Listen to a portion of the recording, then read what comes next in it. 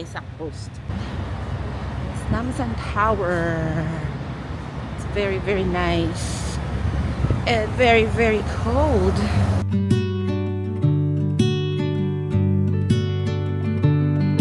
One of the things I like about staying in Pacific Hotel is this area at the back of the hotel. Most of us would spend a lot of time sa Myeongdong Shopping Street sa kabilang side. But if you have the time and you want a little laid-back version of Myeongdong, walang busy shops around, mostly local cafes and restaurants, their equivalent of sari-sari store or neighborhood tindahan, just cross over to exit 2 or exit 3 of Myeongdong Station heading to Pacific Hotel and you will find this neighborhood. Left and right yan ang Pacific Hotel and facing the hotel. Andito tayo ngayon sa left side. If you've been following my vlogs, dito tayo sa Isaac Toast branch na ito. Madalas bumili ng breakfast if I want something quick, masarap at hindi mahal. Nakaka-happy ang mga improvements na nakikita ko pag binabalikan ko yung mga places dito sa Seoul. Like dito sa Isaac Toast, ilang vlogs ko na si Lola lang yung solo na nagrara ng store. Ngayon may assistant na siya.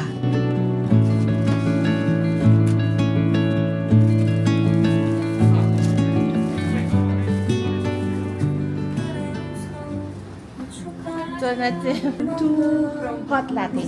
Take out? Take out.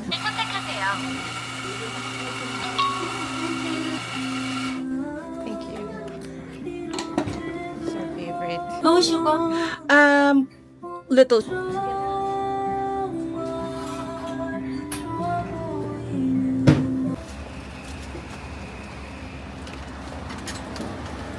Muscat. Ayan no, muscat pea. Tsaka persimmon. Maliit lang biya na banana.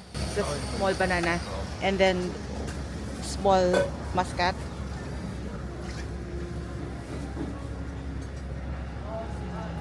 Thank you. B, can you get one? Kamsahamnida.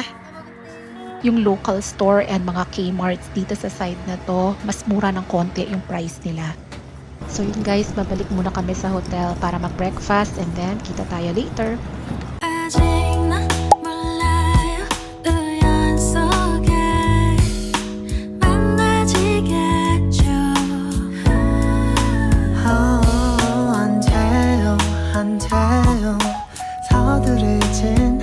October 28 na and wala pa rin masyadong trees na nag-change ng colors. When we went here 2 years ago, sobrang dami na dito nag-change ng colors ng trees, but this time hindi pa masyado. Po tayo dito guys.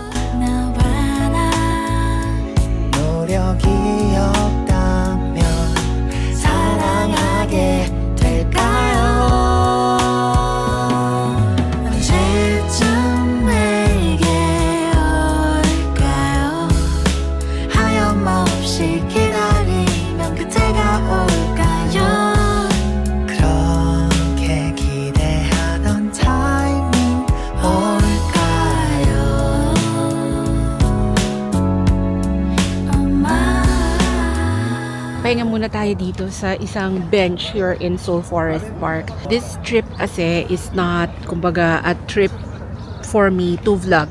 This is a trip to spend time with friends. Kaya yung mga pinupuntahan natin ay napuntahan na natin before, inuulit natin. We want our friends to experience the same. And kasi iba yun yung feeling na nagpunta ka sa isang place as a solo traveler, vlogger, versus pupunta ka dun ulit sa place na yon with friends. Like sa Tumari Cafe, it was parang a moment for self-reflection, ganyan. And nung bumalik kami doon, with friends at Tumari Cafe sa Sosula Hill. Siyempre, ibang vibe na yun. Chikahan na about things, may humor, may kwentuhan about life and ano. So, ibang flavor siya. That's why I keep on saying na even though I keep on returning to Seoul, and talaga mabalik ako ng babalik sa Seoul, parang every trip to Seoul tells a different story. Iba-iba naman yung nangyayari. It could be the same place or the same views, the same food, but the memories are not the same. So I'm back here again in Seoul Forest Park. Lulusot kami doon mamaya papunta sa Tuksom area. Doon kami magla-lunch. Different atake naman to ngayon. Dati nga, nung 2 years ago, sobrang fall na. Puro the colors of the leaves nag-change na. Ngayon, hindi pa. Pero ngayon, mas malamig. So, gaya nun, di ba? It's the same place, it's the same country.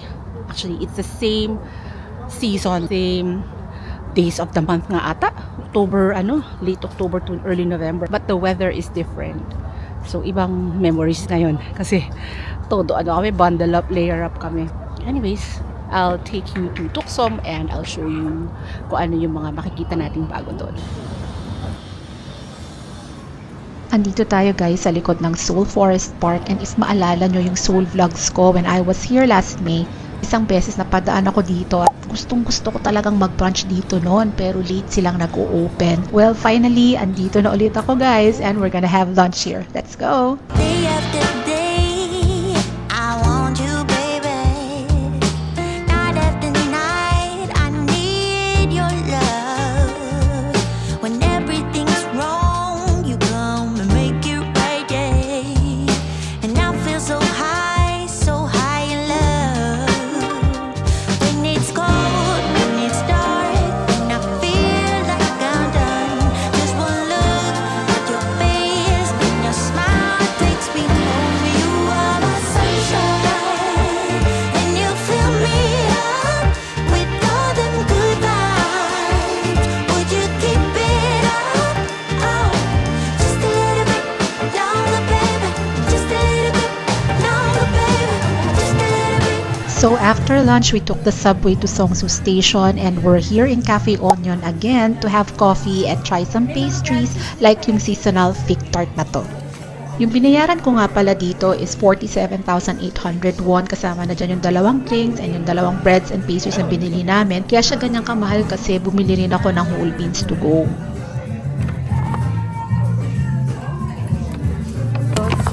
Wow! Dalawa binili mo? Ay, isa lang. Ilan ba dapat? Dalawa? Pag dito, dalawa binibili ko.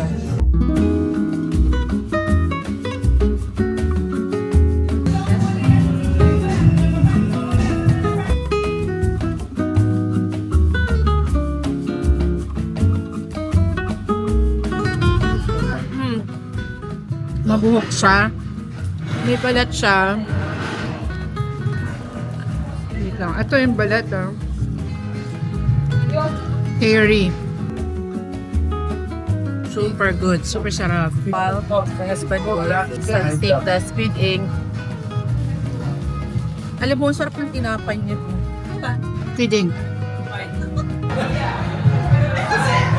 Harap yung bread nito.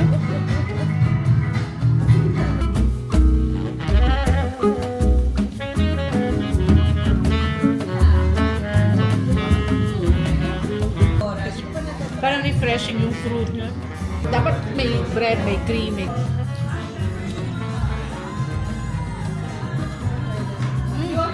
Winner to.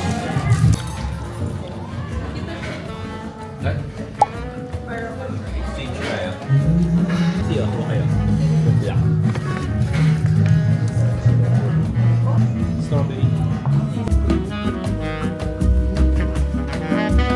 Looking at the timestamp doon sa files ko nung in-edit ko to, ang tagal pala namin dito sa Cafe Onion. Almost 1.5 to 2 hours din kami dito nagkukwentuhan and kumakain. Previously, palagi na lang kaming eat and run to the next place, and you know, this is what I really like about chill travel. I've been to Cafe Onion many times, but I never felt like I fully enjoyed the cafe experience until now. So after this, kanya-kanya na kaming gala, kanya-kanyang shopping sa Seongsu, and magkikita-kita na lang kami sa hotel. It's our last full day in Seoul. We're returning to Manila tomorrow and we're spending the day for shopping here in Myeongdong so that we can pack everything by tonight. We are having a very early lunch here in Wangbi-jib. It's around 10:30 in the morning. They just opened and we were able to get a table for 8 of us. Itong Wangbi-jib na ito guys, this is the Wangbi-jib main store in Myeongdong and this is near exit 8 of Myeongdong Station. Mabilis sumaba yung lines dito eh. So if you're planning to eat here and big group kayo, I'd suggest you go early or iwasan nyo talaga yung peak hours, usually around 12 to 2 p.m. and maybe around 7 to 9 p.m. in the evening. Because this is a barbecue restaurant guys, they typically require 1 meat order per person, but libre na ang side dishes, refillable, pero extra order ang soup, rice, and drinks. Specialty nila dito ang beef, so that's what we got. But personally guys, mas nasasarapan ako sa samgyeopsal sa Hanam Pig. Is that the rib? Short ribs? Yeah. There. And we're done with lunch. We're gonna go shopping now and meet again tonight. I'll take you to the 6th coolest neighborhood in the world for 2025. But before that guys, dumaan muna kami sa Noksapyong Overpass. This is a filming location for Itaewon class at inabangan talaga namin ang sunset for photos. Madali lang puntahan ito. Just look for exit 3 of Noksapyong Station. Guys, we're now here in Muledong, right outside exit 1 of Mule Station. In case you haven't seen one of my previous Seoul vlogs, I attempted to go here last May. Change of plans tayo guys. Instead of heading straight to Hongdae area, naisip ko diretsuin ko na kaya itong green line all the way to Muledong. Nasa listahan ko rin naman kasi ang neighborhood na yon. So that was the plan last May and I had to drop it last minute. As I explained in that vlog, most of the shops that I wanted to visit here open in the afternoon or late afternoon to evening. Kaya ngayon guys, gabi natin pinuntahan ang Muledong. So what is in Muledong and why is it the 6th coolest neighborhood in the world for 2025? Well, Muledong was the epicenter of Seoul's steel and metalworking industry. Up to now guys, you will hear workshops still in business during the day. And by night, andyan na ang mga neon lights and the mural-lined alleys give way to studios, cafes, dining, and bar concepts. That contrast of factories and industrial sheds na na-reimagine as cafes, jazz bars, and creative spaces, that adds to the charm of Muledong. What I observed is that ang daming maliliit na alleys dito na sanga-sanga, and inside these alleys are hidden gems. Hindi pa touristy ang Muledong, and I know guys, as much as we don't want gatekeeping, there's also a part of me that hopes Muledong stays this way for a long time. Muledong now is exactly what Ikseongdong or Seongsu looked like when I first saw them circa 2017-2019, pre-pandemic days pa. Guys, we're just walking towards the restaurant kung saan tayo magdi-dinner and nakakakilig kasi super ganda ng Muledong. Parang Lexus ng Ang daming art galleries and mga studios dito guys. Ang ganda. Artsy-artsy. Imagine nyo kunyari Ikseongdong to. Diyos ko, punong-puno ng tao ito guys. Di-declare ko na ngayon pa lang guys. Babalikan ko talaga to at yan. I-explore ko yung mga alleys na yan. Ito, Gallery Mule. Ito, may indie music sila. Napakaganda naman dito. Very local guys. Puntahan nyo to. Ang ganda dito.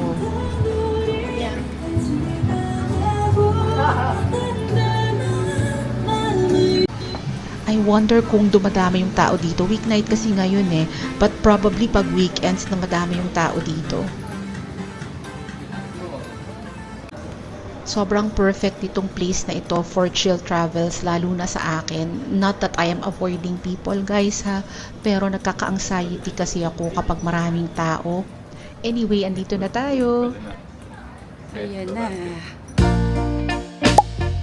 got it. You got it. Got it. You got it. I know sometimes life can be tough, and you feel like you just had enough.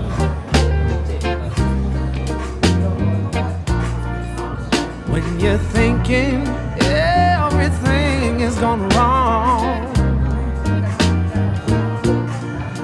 just remember that I'm here to cheer you on. Yeah.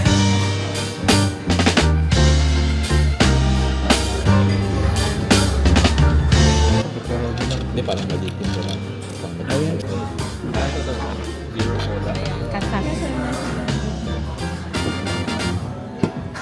So guys, andito na yung mga in-order namin na drinks. I got one drink na non-alcoholic.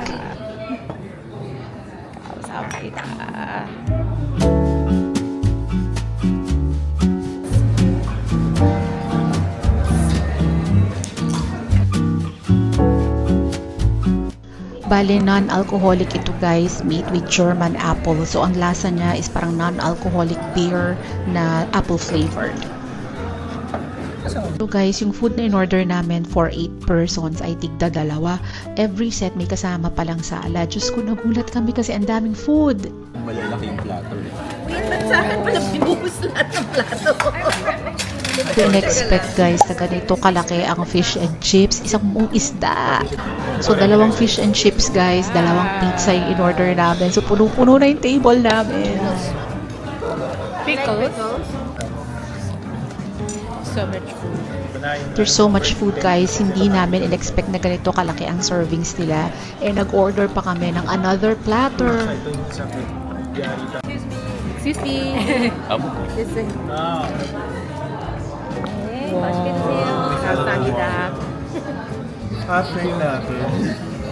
Guys, hindi talaga namin in-expect na malaki ang serving size dito. Eh, ang dami naming in-order na food. Pepperoni. Eh, pero guys, ang sarap lahat. Sandwich mo na lang, Oni, ganun. Sa tagal, isang agad din naman yun. Pwede may take out dyan. Hindi na namin alam guys gagawin sa pagkain sa dami. Sa tuwa at sa amin yung manager, binigyan kami ng tigi-isang coaster. Ang ganda! We're done with dinner guys and talagang marirecommend ko sa inyo ang Old Mule, pero tandaan nyo, malaki ang serving size ha. #January recommends ang Old Mule. Guys. Sobrang ganda naman ng plants. Alam nyo ba guys kung ano tong parang bahay sa harap ng Old Mule? Yan ang toilets nila. Ang ganda-ganda sa loob. I'm gonna wrap up Mule here. It's definitely a place I would return to and I recommend that you visit Muledong next time you're in Seoul. So guys, we're on our way to the airport. Nag-book kami ng van sa Klook and inagahan namin yung alis sa hotel kasi magta-tax refund pa kami. Halos mga 1 hour 20 or 1 hour 30 minutes din from Myeongdong bago kami nakarating sa Incheon Airport. Guys, pakita ko lang sa inyo yung situation dito sa tax refund. This is step 2 ng tax refund process. Ito yung sa loob after immigration. Yung step 1 kasi, di ba, may sariling lines and kiosks doon sa may check-in area sa labas bago kayo mag-immigration. So, dito siya sa loob sa mga duty-free shops and yun lang guys, mahaba talaga yung lines.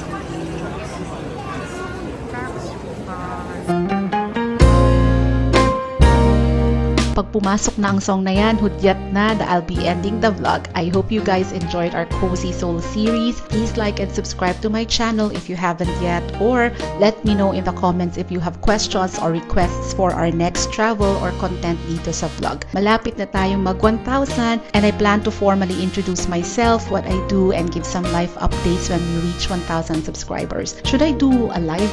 Anyways, please let me know in the comments guys. I super appreciate and value your support to me and my small channel. Thank you so much everyone. Please take care and I'll see you in the next vlog. Bye!